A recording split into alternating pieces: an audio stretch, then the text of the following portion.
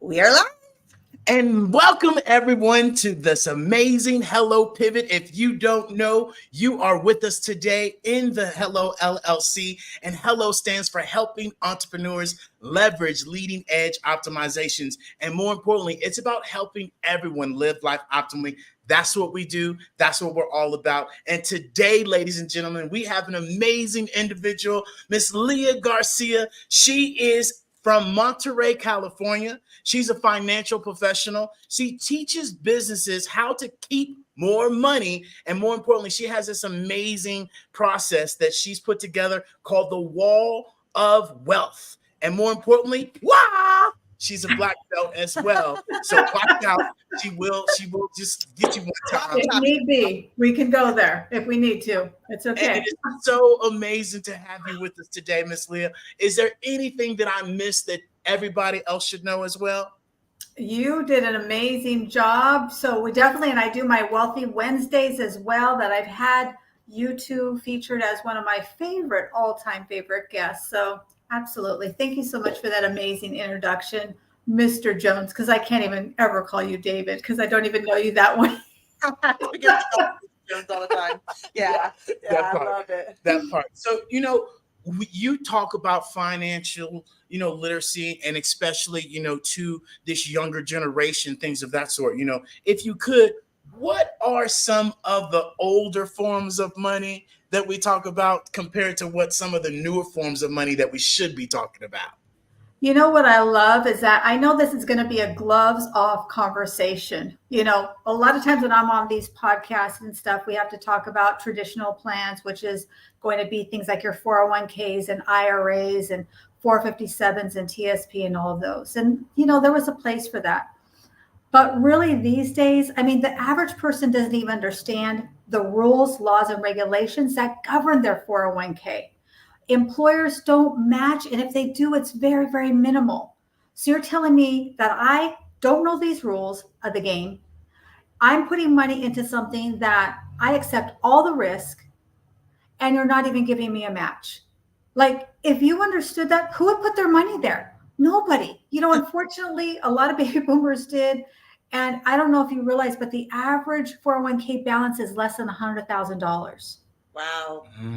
This is a crisis. So what are the new forms? I mean, we've talked about this, and I'm not licensed for crypto and those kinds of things, but really it is more the cutting edge. And like it or not, we're going to have to incorporate that and embrace it because it is the new retirement plans. We're really gone way of the dinosaurs, Social Security and traditional retirement plans, qualified plans. And now we have to take a fresh set of eyes on it. And so for me, going forward is really talking about life insurance retirement plans. Think of it like an IRA, like a Roth IRA. However, there's no cap, there's no limit to how much money you can contribute. IRAs and traditional plans have limits. And then when we incorporate the blockchains and Bitcoins, I think that's going to be the new three-legged stool. It used to be Social Security, your pension, and then a 401k. We know pensions are no longer existing. 401ks, we just shared about that. So I think going forward, that's really going to be part of the three-legged stool for, Gen X, not Gen X, but millennials and going forward. Yeah, that's crazy that you're saying that because I shared with people 7-8 years ago, hey, your 401k, the Social Security, it's going to be gone here, in the near future. And here we are, we're facing this moment, especially the facts that you just mentioned. And I shared Social Security, not 401k, Social Security, right? That's going to be gone by 2033. And people looked at me crazy and were like, what? And we continue to share with people, especially with this new technology, we're shifting. We're moving to a global market to where the US dollar, the peso, the Colombian dollar, all these different values of dollars, especially as we do business on an international scale, it has to, even out and make it easier for people. And this is what we share. You have to be able to understand the facts more than anything else, especially with our feelings. Yeah, that is so huge. I mean, even the way that we are able to communicate, even the way that we are able to move around the world. I said this years ago that we were in a global world financially. Somebody has something happen across the world and we know about it in less than a fraction of a second, almost in real time. So we truly are in a global economy. We could be in a different world in a different country in just a few hours, and pretty soon we're going to be populating Mars. So can we really think that the old things, what got us here, isn't going to get us there? It Yeah. truly isn't. And with the wealth transfer, Gen X and the baby boomers, we're in the middle of the biggest financial wealth transfer in the history of the world. And where is it going? Is it going to, taxes and all that stuff? No, it's going to Gen X. And very, very soon, they're going to control the majority of our wealth. And so what does that look like? Yeah, and that you hit the nail on the head, because we are in the greatest time of, I think it's a dynamic time to be alive, right? Yeah. We are in a time of the greatest wealth transfer, as you speak about.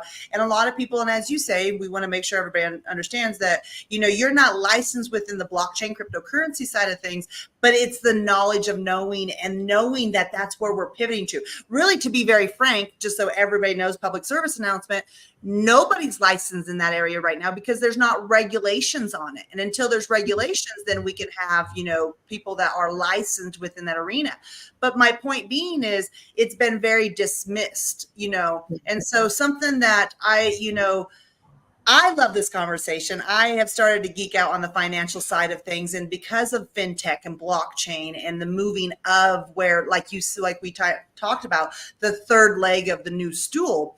I have a question for you. My question for you is, we always hear these myths, and you were kind of speaking about like the knowing the rules of the game, as you were just sharing. But what myths do we currently, as a population and as a society, think that is going to be there, that is really something that we need to debunk, and understand that in the financial terms that's not really going to be the case?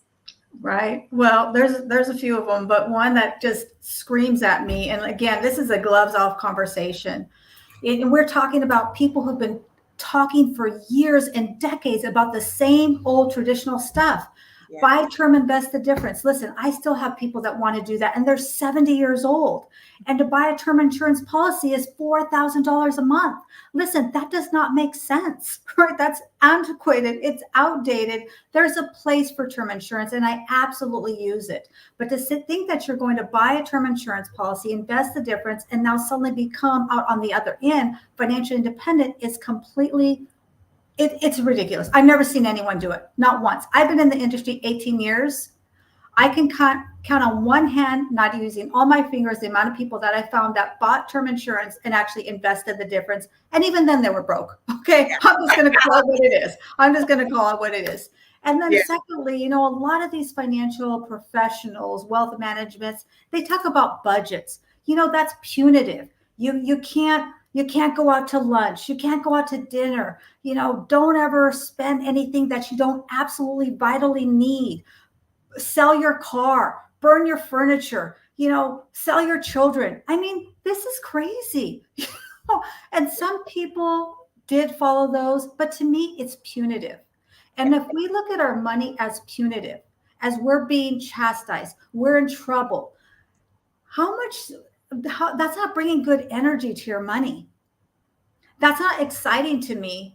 And I don't ever even talk about a budget. I talk about a spending plan. When I meet with a family, I talk to them about a spending plan. Listen, you've amassed these assets, hundreds of thousands or even millions of dollars. What good is that money doing you if you never spend it? So we have to embrace putting together a plan that allows you to spend your money, enjoy those golden years, and by the way, also at the same time, create generational and multi-generational wealth. My enemy is generational poverty. I grew up on food stamps and welfare. And my entire family, my entire life, I always heard money doesn't grow on trees. Only snobby people have money. Listen, if you have money, then you're not a good person. And I respectfully disagree. I know many multi-millionaires and even a billionaire that is some of the most incredible people I've ever known. They're so generous and giving, and they're talking about the things that we're speaking of today. So I kind of went on a rant there. So No, No. but I love it because and you speak exactly what we have been sharing within our rooms is that, all of this older style mentality of what our parents know. David's dad would always say, save your money, son, save your money, son. My mom would be like, save your money and invest, get into the stock market, get your 401k going and doing all those, because that's what they were taught. And like we were having kind of sharing off camera is there was an old guard and an old way of doing things. But that, as we have shared, the younger generations have seen the older generation lose their pensions. I mean, the trucking company that just closed down, 6 months ago, and they were like, by the end of the year, and they're like, yellow trucks. those pensions we had, we're not honoring any of them. That's People right. their life for 40 years. And that's where we're coming from right now, is where people are understanding the dream I was sold was go to college, get a job, and work 40 years so you can retire for 40 years and make 40% of that in your retirement and do it the traditional way. And then so we show up to be loyal to a job, and then all of a sudden a company like that trucking company goes out of business. We're not going to honor any of the pensions. And now you have people who are I was literally watching stories of people just devastated. What do? They've worked for 40 years and they have nothing. Right. Yeah. And this is a statistic that I saw, and it really blew my mind, that the average person only stays on a job now 2.5 years, 2.6 years, I believe it is.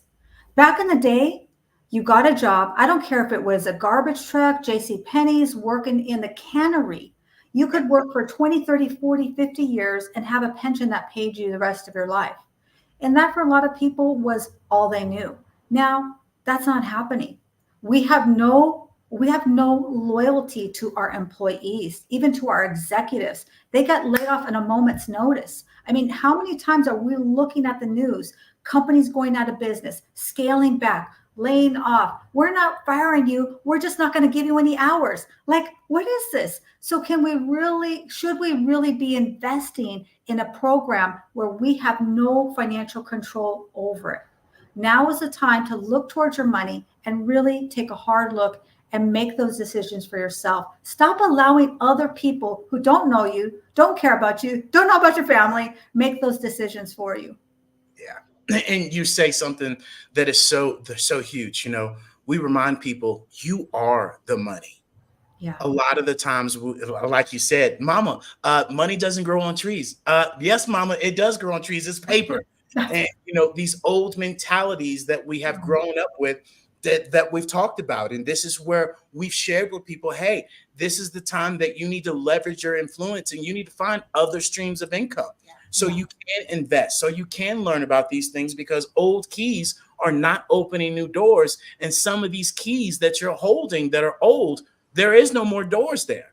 And so this is where people have to really make that shift and that pivot to move forward and learn these things and get with people like yourself that can give them a fresh state of mind, because this is something that we share. A lot of the time, 72% of the times as entrepreneurs, we rely on our feelings and emotions, and 90% of the times businesses don't make it the first 5 years because we're not looking at the overall picture. And so, what are some of the most transformative, technologies that you're currently seeing in the financial industry right now? Especially, we talk about AI, we talk about Metaverse. I love that you debunked, a lot of the things that people have, because we have that on Metaverse as well, and AI that a lot of people think, and it's like, no, that's incorrect. So what are some technologies that you see coming in the financial sector? Well, if you talk to me before the pandemic, I call that BC, before, That's great. The insurance industry is a very traditional industry. And I used to put over 60,000 miles a year on my car, driving around California to see people in person. And they always told us, you can't use technology. You can't use Zoom. Stay out of social media. In fact, it was a taboo. If you were on social media, you'd get a little side eye from your management. I'm telling you, it was like, no, this is traditional. And then what happened? The pandemic happened, and suddenly all these things we were told not to do, they're like, get on Zoom. It's okay. You can do it it's compliant. Get on social media so people can see who you are. You know, the outdated model is having a business card and a website. I can't remember the last time anyone asked me for my business card or, by the way, my website. If they ask me for my website, there's probably like they're 70 years old. Mm-hmm. Right. So new technology isn't just about the systems in place that work behind the scenes, but it's also about embracing getting your voice out there. If you're not turning anyone off, you're not turning anyone on. Not everyone is going to resonate with my story, and not everyone is going to get excited about the wall of wealth. And that's okay. Just Because I know more people. That's right. I'm looking for them. Black belt. I'm looking for the people who resonate with me, who are on that same vibration with me. So the technology I see, and you folks talk about it all the time, the metaverse, social media, embracing, getting yourself out there, talking about something. Listen, you have got to have a story. You've got to talk about something of substance. If you're just going to get on social media and talk about all the same old stuff, wah, wah, wah, wah, wah, nobody can hear you. There's just too much out there. And also at the same time, I would say technology, you embracing AI. Yeah. And AI isn't just, sometimes people think that it's just about chat GDP, but there's so much technology that we're using behind the scenes that are bringing cutting edge solutions to our clients that we can give them information that we couldn't provide them even just 6 months or a year ago. Yeah. And so many people think that AI is a taboo, just like, you talked about with the financial sector. And this is where we share it with people. Technology is allowing us to get rid of the work that we didn't want to do. Yeah. It allows us to communicate and collaborate with something other than our mom, our sister, our brother, our cousin, our brother-in-law. It has these facts that we can go and ask and learn these things that we might not have caught on in the past, but now we can do. And now as we share with people, it's copy, paste, drag, drop. And anything that you want to do, build a business, learn, educate, however you want to do it, it's that simple now. And AI gives us that leverage. Yeah. And Wow. Speaking of AI, because as you said, like 6 months ago, a year ago, AI was really, a year ago, AI was not, it was just coming on the scene. It was just the new kid on the block. And so we've had AI since December of 2020 is kind of when the public launch of AI. AI has been around since, many, many years. Grammar check, Alexa, yeah, Siri. Those things. But the fact of now where it's helping us, and I want you to, kind of talk to us about, what are some of the potential risks of utilizing AI in the financial sector, in the financial planning and advisement, and what are some of the benefits of being able to utilize AI? Yeah, for sure. It's the risks of, being hacked. I mean, I read recently there's no such thing as a secure password.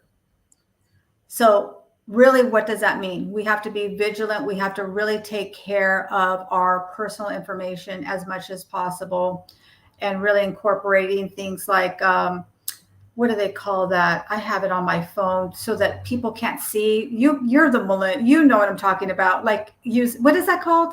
Authentication factors. The authentication, but also when you go online so that people can't see where your location is. Like VPN. your VPN, yes. VPN, yes. You have to have the VPN. I don't even know what it is, but I use it. Okay. So different things like that for sure. But I just really think that there's always going to be naysayers. There are always going to be people that are doomsdayers. Listen, we have been around for a long time. We're not going anywhere. AI is not going to replace us or destroy us. I heard recently that the new currency isn't cash. It's not time. It's really the ability to think. Yeah. Because AI is going to handle all those basic things like balancing your checkbook. I remember when balancing your checkbook was a thing. You don't even know what a checkbook is. Nope. Right? But understanding that if you can critically think, that is really where you're going to have an opportunity to shine. Because the AI cannot, I mean, it's going to do some things for sure, But I think really where we're going to differentiate ourselves is that ability to critically think and not really doing the labor stuff any longer. I mean, Yeah. we're seeing that. I just went to McDonald's and you can't even talk to a person there. I mean, it's all automated. I'm like, how do I order? Like, how does this work? But so that's what I see. Yeah. And you're 100% correct with the fact of David and I came back from Houston recently, and we sat down at a restaurant, and it was scan the QR code and pop up the menu, and you ordered right there on the menu, and it was just a runner who ran the food to you. And it was like, I was like, okay, well, what if I want some water? You had to, it was free, but you just had to put it on the thing, and it had to be submitted electronically through your phone. And literally we get back, and maybe 2 days after we got back, I saw a TikTok that had a robot who is now running the food from the kitchen to the table. And so, like you say, it is getting to the point where, we are going to be technology advanced, and we have to embrace it because, it is going to allow us. And like you said, AI is not going to destroy us. It's going to be a huge, huge help for us. So, yeah. And I really think, I'm sorry, go ahead. No, go ahead. I was going to say that to just to add to that is that I really believe, for me, it gets me very excited because I think that the people who can embrace the technology, but at the same time still maintain their human aspect and be able to transfer that energy and communicate and leverage tools like the metaverse and, online and all of that, and transfer their knowledge and their energy is really where I think the rubber is going to meet the road. And that's where the true value is going to come. And that's what gets me excited. Because I feel that that's something that I feel like that's something I've been able to do. And it's in a process, right? I'm not done yet. It's not a finished product. But for sure, it has absolutely been transformational for my business and for my clients also. They know that they can see me on Facebook. They know they can find me on YouTube. They know they can come here and see and kind of get more of an idea of really who I am. The day and age of being a static photo somewhere that looks perfect, that's all, cropped and all of that filters is really over. I think if you can be really truly who you are, authentically, good, bad, or indifferent, at the same time, incorporate and embrace technology, I think that's really where I see it as being just the diamond going forward. Yeah.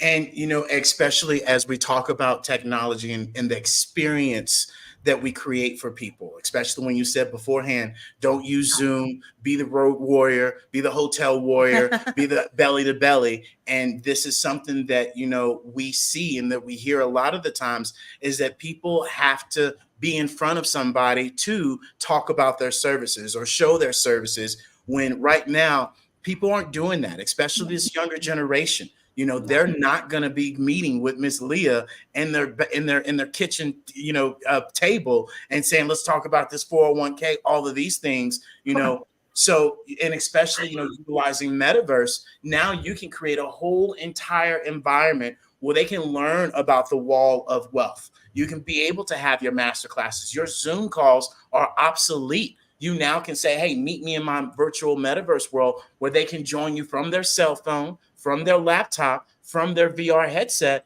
and have a completely different experience. And no, you don't have to get all dressed up and dolled up. You can be bald headed. You don't have to have hair. You can't have hair, whatever it is. But no longer do we have to, present ourselves, because people know that your chakra, your voice, is the strongest chakra, and people want to hear you. And you're absolutely right.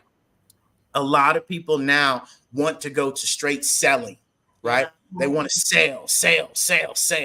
When you have to build a brand, and this is where your social media, this is where you're representing yourself, especially with our Biz in a Box, where you can tell people, hey, go here and learn about all that I do without me, and or forget a website, go to my QR code and go to my, my metaverse world, where you can see everything that I do right there and then on the spot. And so this is really where, I'd like to ask you, how do you see the future of the financial, industry going?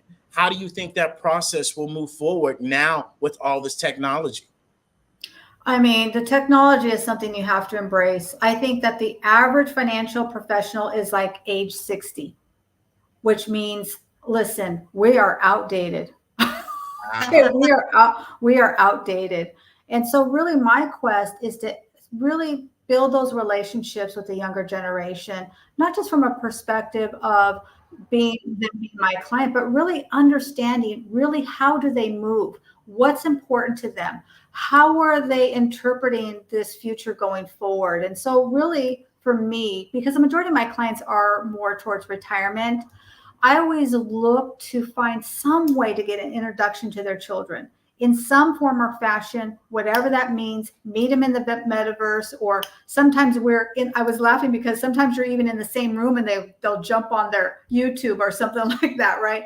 So understanding that we have to be going forward, we've got to understand that we have to recreate ourselves if we're older and we think that we're going to continue going forward. I mean, it's just not going to happen. And just really being curious and being a student. What got us here won't get us there. Yeah. And that's okay. That's okay. We all remember things like, we were talking about like checkbooks and, different things like that.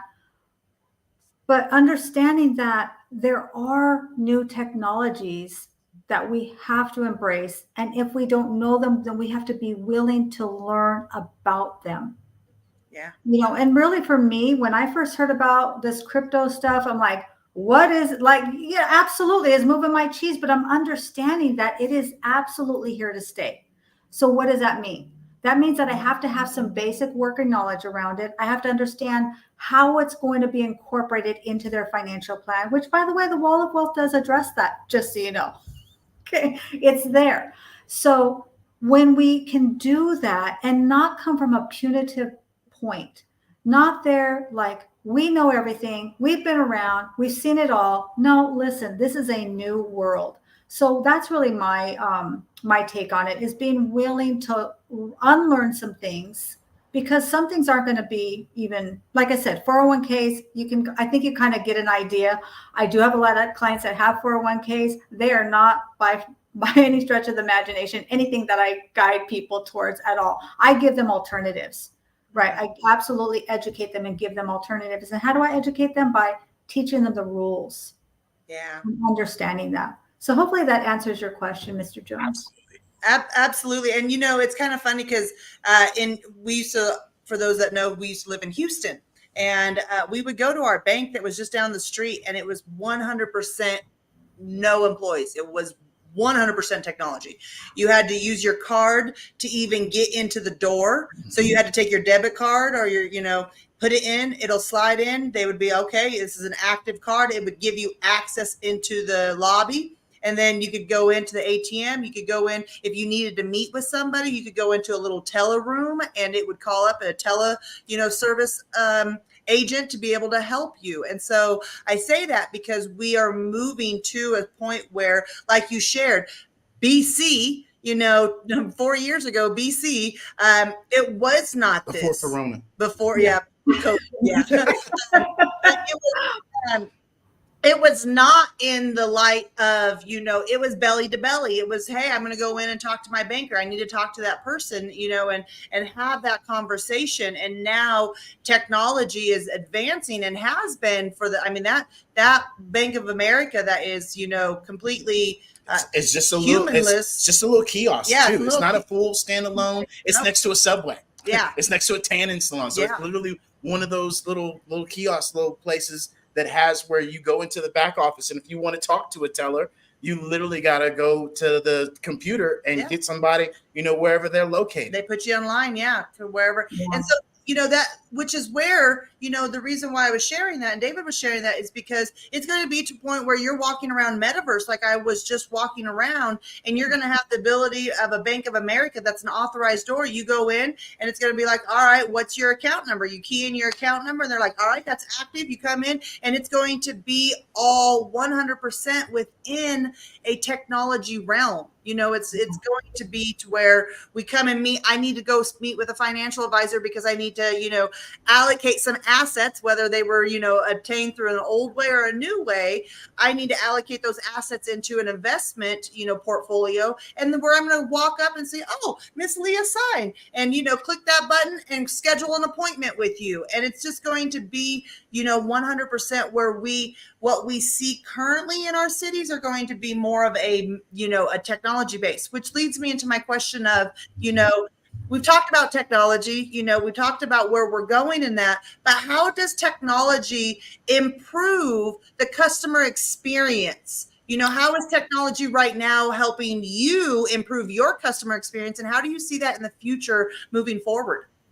Yeah, one thing that came to my mind when you were talking is really being accessible at all different times. And that's really where I see the metaverse and the, Hello LLC is really giving the client ability, whether they're a night owl or an early bird, or they're traveling across in another part of the world or the country, and being able to learn about you without having to speak to you. I think that's so vital and critical, because how many times do we go into a shoe store? I don't know if people even go to shoe stores anymore, but when we used to, back in the day, go into a shoe store and people would say, you were there to look at shoes, obviously, and they would say, can I help you? What do we automatically say?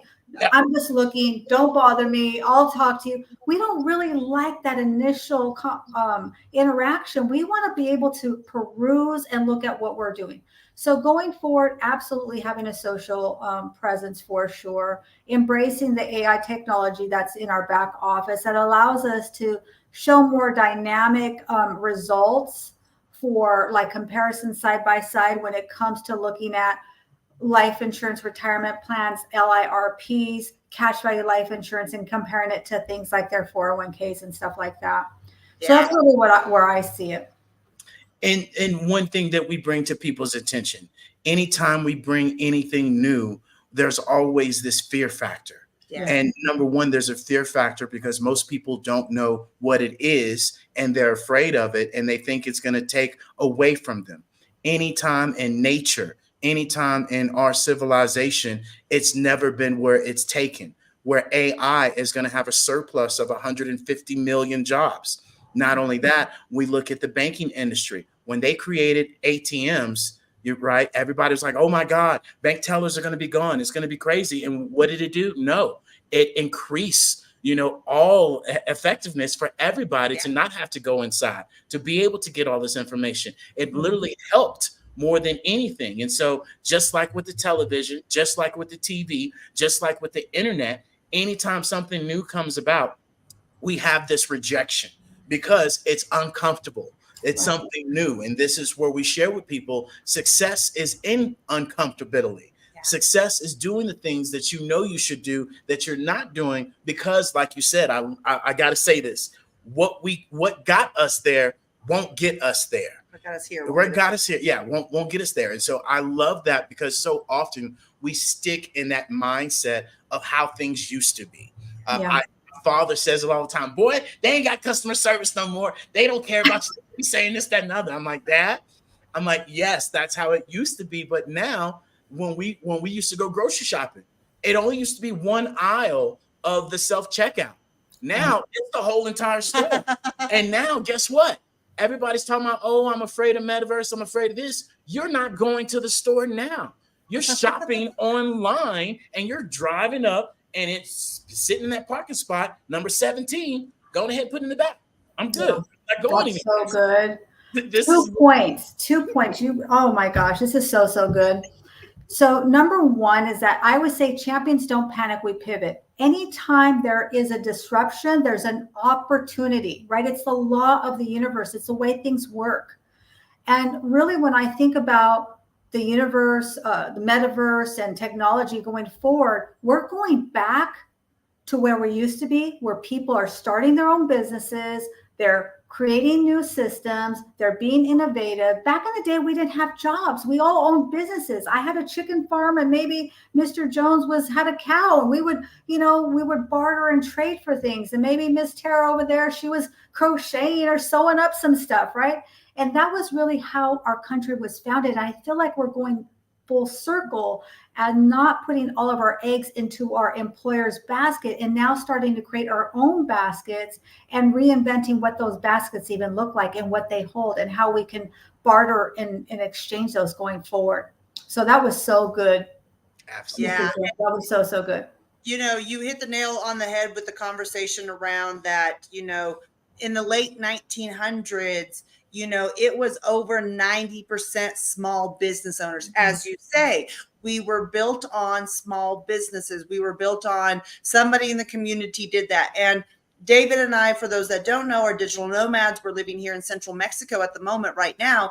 And that's exactly what it is like here. It is everybody's an entrepreneur. And I told David this the other day. I said, I saw something that said, you know, in America, you'll tell somebody, oh, I'm an entrepreneur. And that's like, ooh, you know, wow, that's pretty jazzy. You tell somebody here in Mexico you're an entrepreneur, they just look at you and go, so am I. Everybody is. Everybody in Mexico is an entrepreneur because, you know, they understand the value of, okay, well, my cousin George does that, you know, go get him to, you know, be able to help you with that service. And now, you know, as you say, we're almost flipping these times again because, you know, 10, 20 years ago, it was the fact that 90% of businesses were corporate, large corporations, and only like less than like 5% were small businesses. Oh. And like you said, that's flipping. That's flipping because of the age of time that we're in. People are no longer drawn.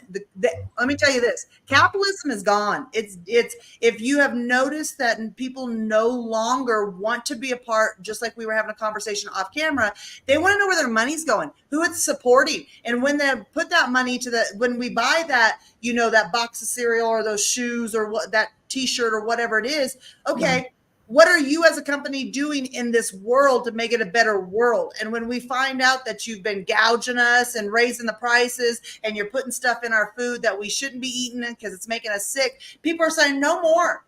I don't want to be a part of that. And so this is the same thing that's happening within the financial sector is we have shared this entire time is we are in the greatest transfer of wealth. And that means, like you shared at the very beginning, the stool is changing. The legs on the stool are changing. And as you stated right now, champions pivot. You know, they don't sit there and, you know, whine about it. They just make the pivot. And it comes down to the simple fact of anybody listening to this now or in the recording, will you make the pivot? Will you go out and, like Miss Leah said, she wasn't so inclined about cryptocurrency when it first came out because she's like, what is this stuff? But now understanding, because she has the financial background, you understand where we're going. So because of that, you understand that you need to be knowledgeable, whether it's regulated or not. We know where it's going. And so with that, Miss Leah, we want to, you know, open it up for any closing remarks that you would love to leave us with. Please share with everybody how they find you, how they can book a time with you to contact you, to be able to set up an appointment so that way you guys can have a conversation. Please share that with the audience and any closing remarks you would love to leave us with. Yeah. In closing, I love what your segue was so perfect because my closing thought is this. Now is the time more than ever, you must look towards your money. It's no longer a time where we can bury our head in the sand, think that we're going to invest in a 401k and some Apple stock and suddenly mysteriously find our way financially independent in retirement with no debt and, you know, on our zippity-doo-dah way. It's not going to happen that way. Now is a time when we have to take a proactive and holistic view on our money. Look at everything that we have, not just what you're accumulating, but how are you going to protect, distribute, and transfer that wealth? You know, my intention is for my clients is to create generational and multi-generational wealth. We've already had multi-generational poverty. Okay, we've already done that. And we saw how that works. Now it's time for us to really be proactive and create multi-generational wealth because we absolutely can. And my best social media is LinkedIn. I'm always on LinkedIn. You can message me there. You can also go there and download my free Wall of Wealth ebook that I'd love to share with you, and reach out to me there. And also you can find me at the Wall of Wealth on YouTube as well. Send me a private message. And if you are old school, you could even call me 408-625-0613. I know what a telephone is. It's one of these things, okay? Just in case you don't know. So there you go. Thank you so much, you two. You're, by the way, this is my most favorite power couple on social media. I sit on LinkedIn, but they're everywhere. So I just have to say it. They're my favorite power couple on social media, on any platform. They are truly, truly, what you see is what you get. If you haven't seen my interview with them, it is incredible. I mean, we cried, we laughed, we bonded. I mean, we sang, we did it all. So if you haven't watched it, please check out my Wealthy Wednesday with the two of them, because they were definitely the perfect 1-2 punch. With that, I hand it back to you. Well, thank you, Miss Leah. We greatly appreciate it. When we did that on Valentine's Day, that was an absolutely amazing conversation. And, this is where we share with everyone, collaboration is the new currency, and the new currency is energy. And as you shared, earlier, the new currency is also thinking. And we have to get outside of that old traditional way of thinking that you do you, I'm going to do me, and let's see who gets to the top and let's race. And those days are over with and done with. Now it's about us collaborating, because there's enough abundance for us all to win, especially as we move to this global market of 7.5 billion people, that we all have a story. We all can share our glory that can help somebody with their actual, landmines that they're going through. It helps us remind us of where we are and how far up the mountain we've came. And even more importantly, it allows us to understand that with this new technology and this new wave of thinking is amazing. And as I've been sharing, Tara's been sharing, as we look at these three different segmentations, the metaverse, this Web3, this AR, this VR, the new future, the Web3 is nothing more than the new world. As we talk about these NFTs and the infrastructure of the actual new world, and then this cryptocurrency and finance is our new financial sector. And so we have to be able to learn all three of these things. And as you said from the beginning, most people don't know the rules of the game, but they're talking about the game. And most people, not only that, are still in the bathroom stands at the stadium writing, call who so-and-so, and not even sitting in the stadiums, right? Or not even on the sideline, but they're talking about people in the actual game, or what they should do in the game when they're not in the game. And this is where we share with people, show up in your life and press the button, right? Get with Miss Leah and have that conversation, because I remember as a youngster talking about money. I don't want to talk about that. But if I had known what I know now, I would have had this conversation a long time ago. So do not be afraid to ask questions. Do not be afraid to learn these things. And Leah's a great person that you guys can go and get her actual, the Wall of Wealth. That's an amazing ebook. It's free. So go press the button and go learn something, and then get curious about it, right? We spend an average of 2 hours on social media. Take some of that TikTok time, that Instagram time, to really go and, take that time and go have a meeting with Miss Leah. And so we encourage you guys to really reach out and definitely come back and visit us. We have our weekly events every Tuesday for our how-tos at 4:30. Come and join us for our Wisdom Wednesday at 4:30 as well. And then, of course, we always have a special guest that comes and join us on our Hello Pivot on Thursdays at 6:30. But more importantly, speaking of pressing buttons, we want you guys to come and visit us in our Hello Plaza in the Metaverse, where we have our Hello Plaza storefront, where you can put your store, your business in the Metaverse. You can tell customers, I no longer meet on Zoom. You come on in here and we have an interactive conversation where I can do everything and more that I couldn't do in Zoom. And so we encourage you guys all to definitely buckle up, buttercups, because the future is here and it's not going anywhere. It's just up to us to take the step forward. Absolutely. And so at the end of the day, we greatly appreciate you, Miss Leah, for coming on, for sharing the amazing information that you did. Please, we encourage anybody and everybody to go have a conversation with Miss Leah, because really, we all didn't pop out of the womb knowing any financial literacy. This is taught, not caught. Isn't that what the thing is? Financial literacy is caught, not taught. There we go. I always get it backwards. But my point being, at the end of the day, is that you have to be in the vibration to understand. And if you would ask me 5 years ago, 6 years ago, I wasn't interested in it. Now it's all I ever talk about, because I understand where we are, and with one of the greatest wealth transfers there is happening. put yourself in the position to where that you will be winning instead of being left out and kind of sitting on the bench going, well, what happened? You got to get curious, y'all. So get curious, go contact Miss Leah. And thank you so much for your time today. We greatly appreciate you. And at that, love, kindness, and integrity. But most importantly, commitment. There we go. And until next time, y'all. Toodles. Toodles. We love you and thank you. And we'll see you next week. Toodles. Bye-bye.